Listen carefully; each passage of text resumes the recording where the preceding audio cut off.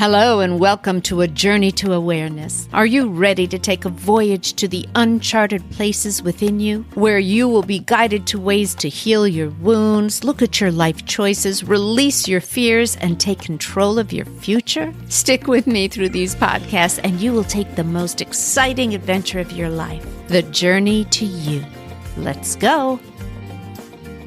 Hello and welcome. I'm Shauna Hoffman. I thought today is a perfect day in all of our lives to believe in the possibilities and dreams in our hearts. We're going to talk about a lot of ations: imagination, creation, inspiration, and motivation, and all it takes to believe in yourself to go after something you really want in life. It's the human spirit to create.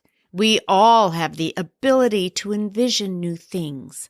From the time we were children, we could make a train out of a stick or a snowman out of a snowball. Why? Why is it that as children, we had the ability to think outside the box and create with no holds barred? Because we had not been told yet that it's not real. We had not been told yet that our thoughts should have boundaries and restrictions. When we were young, we could claim what we want to be when we grew up. And all of the adults would just smile and think, isn't that cute? She wants to be a fireman or a teacher or president one day. No one gave us that negative list of why it can't happen until one day they did. As adults, we have these weird shoulds and rules and guidelines and history of what we think is possible and what isn't. And now when you dream of something you want to do outside the realm of what others can perceive of you, you get bombarded with all of the reasons why you can't do it. And not just from other people, but from yourself. And that's what we're going to talk about today. Your dreams and how to let all those negative thoughts go and bring those dreams to life. Years ago, I did my thesis paper on something called the idealized systems design. It was based on a theory that you could create an ideal concept and then design it from beginning to end. But the word ideal is what made it so exciting. In an ideal system, you have no boundaries that say, no, it can't happen. Think of that concept for a minute. You could create an ideal home, one that's ideal in your imagination, not what you could afford or someone else's pre-built home or stuck in a city when you want to live on a mountaintop. You could create your ideal home. So the concept of ideal meant it could be anything your mind could imagine. Albert Einstein said, creativity is intelligence having fun. I just love that. I love to use this theory with my clients, my business coaching clients, teens imagining their future, newly divorced women or men who are redesigning and reinventing their lives. Usually their mindset is open to anything or even ready for anything. And then I love to use it to help people who have become sedentary in their lives or thinking and have some dream that they've abandoned or have decided is just a dream that can never come to be. I want to play with the word imagination. As a child, it was believed that our imagination was something like a Disney dream of fairies and dragons, princesses and castles. Oh, she has such a big imagination when she plays. But the truth is, anything that we want to achieve starts with imagination. Imagining something that we want in our lives. So let's think about what imagination is. It's the ability to create mental images of things not perceived through our senses. For instance, it's a woodworker who can see a table and a piece of wood, or an artist that can see the images they want to paint on a blank canvas. It's the ability to create a new narrative out of something that we can't see or have never seen before. A musician that creates a new song out of notes that are on a scale. It's something that can construct new hypothetical scenarios that don't exist now, but have every possibility of coming to fruition. What I love about imagination is it deletes the word can't. Imagination is the precursor to creativity. Once you start to imagine something new, your next step is to create it. Now, creativity goes hand in hand with imagination because as you create, you want to continue to allow your imagination to think outside the box. Creativity is the ability to see something with no boundaries. Now, let's take all of this and make it personal for you. If you could imagine anything different in your life, what would it be? It can be anything as small as imagining your home with new colors or imagining you walking a new puppy down the street, to anything as big as imagining yourself living in a different town or country or even imagining a new job.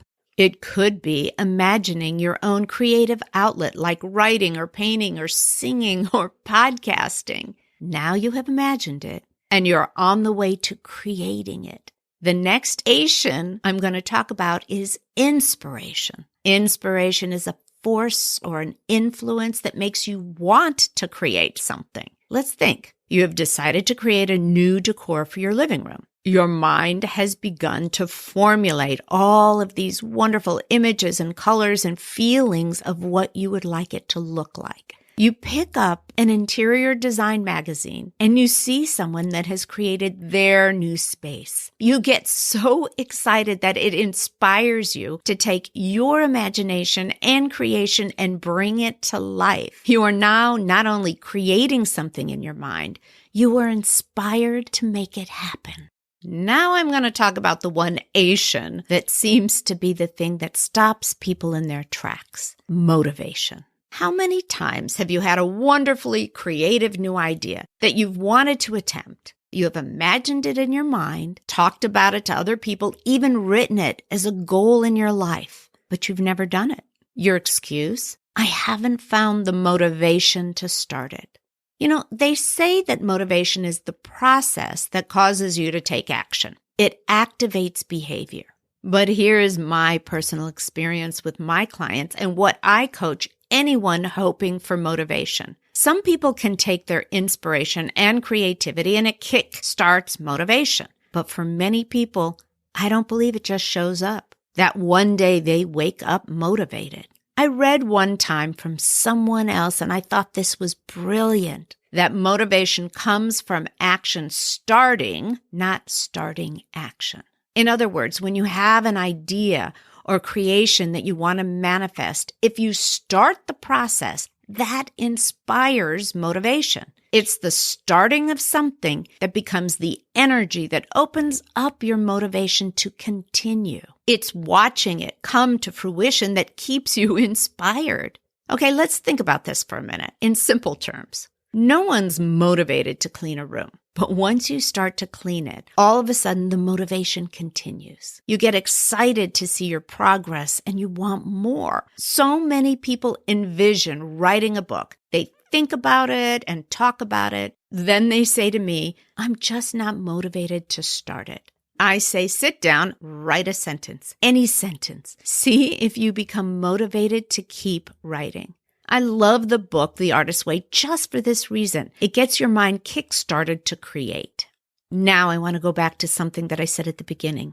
When children create, it's because they've not been told that it can't be real. The biggest reason why people don't start to create the things that they want in life is because somewhere in their mind is the word can't. You can't do that. You know nothing about that. You can't do that. No one will like it or buy it. You can't do that. There are professionals that make a living at it. What makes you think you can do that?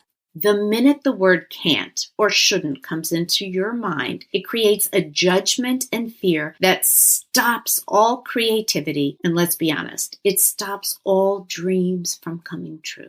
And the funny thing is, it's not true. Remember the idealized systems design? You design something with no boundaries, no rules, no saying the word no.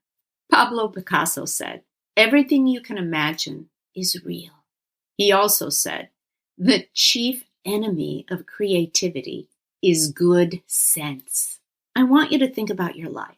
I want you to play with the possibility that there's something that you are dreaming of that you want to create, something that's sitting in your mind or soul or heart that you want to bring to life. It may be a garden in your backyard, or a children's book you want to write, or a podcast you want to create, or a new business idea you have.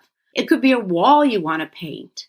I would love you to think of the words imagination, creation, inspiration, motivation. Then just start it. Make any movement towards your dream and see if it motivates you to bring it to life. Take any action that you can to start it. Remember that every best-selling writer once was not a writer.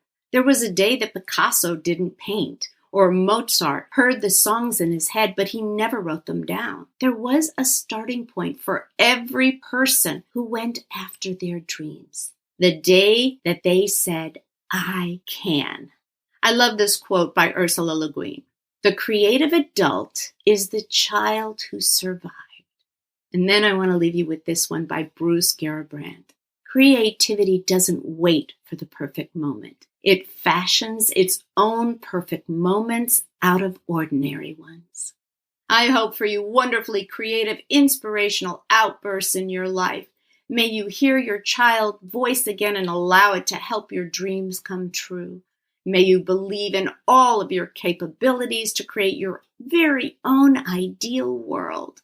Now go out there, have fun, be safe, drink lots of water, eat nourishing foods, get lots of sleep, and surround yourself with people who lift you up and believe in you and your dreams. Then just begin. Thank you for letting me into your lives this week, and I look forward to popping back in again next week. Thank you for joining me today on the Journey to Awareness podcast. My hope is that you leave this podcast inspired, fired up, and ready to take that next step on the magical journey of self-awareness. And then you come back and join us again.